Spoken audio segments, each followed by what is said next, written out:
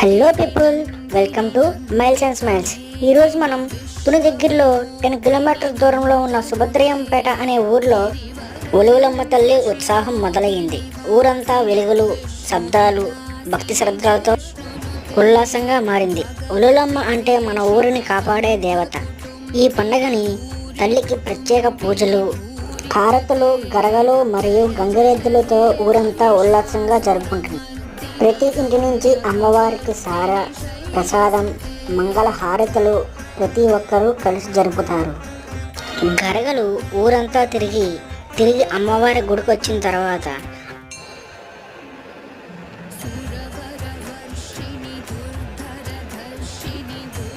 బాణాసంచారి కార్యక్రమం ఉంటుంది.